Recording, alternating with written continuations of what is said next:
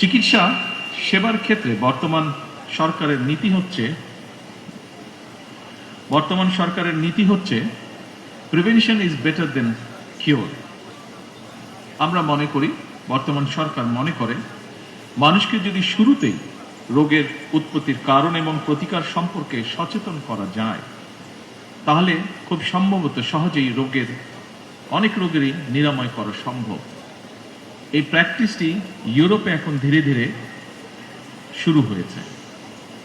বর্তমান সরকার নতুন করে, আপনারা এর মধ্যেই শুনেছেন যে এই ব্যবস্থাটা রোগ যাতে প্রতিরোধ করা সম্ভব হয়, সেই লক্ষ্যে বর্তমান সরকার আরো 1 লক্ষ হেলথ ওয়ার্কার বা স্বাস্থ্যকর্মী নিয়োগ করতে যাচ্ছে, যারা নাগরিকদেরকে প্রাথমিক স্বাস্থ্য সেবা সম্পর্কে সচেতন এবং সতর্ক করবেন। তবে হেলথ ওয়ার্কার বা স্বাস্থ্যকর্মীদেরকে যথাযথভাবে প্রশিক্ষণ করার ক্ষেত্রে অবশ্যই চিকিৎসক বৃন্দকে নেতৃত্ব দিতে হবে। সম্মানিত, সাউন্ডটা একটু কেমন, সামনে গেলে তো টোকা খাবো আমি, বেশি সামনে হয়ে যাচ্ছে। এনিওয়ে, সম্মানিত উপস্থিতিবৃন্দ, সকল চিকিৎসকবৃন্দ, আপনাদের সাথে আমি আমার একটি উপলব্ধির কথা শেয়ার করতে চাই।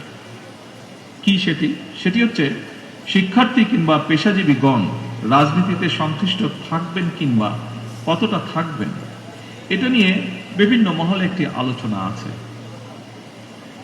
এর পক্ষে বিপক্ষে নানা মত রয়েছে, তবে আমার মতটি আমি আপনাদের সঙ্গে শেয়ার করতে চাই।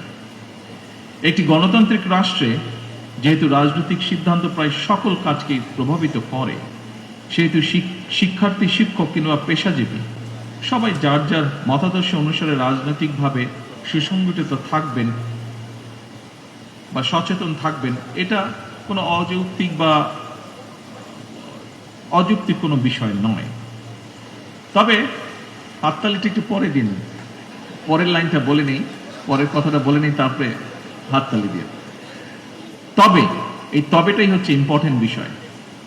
তবে রাজনৈতিক সম্পৃক্ততা যেন নিজেদের পেশাগত দায়িত্ব পালনে বিঘ্ন না ঘটায় বা বিঘ্ন ঘটার কারণ না হয়, সেটি হচ্ছে মোস্ট ইম্পর্টেন্ট।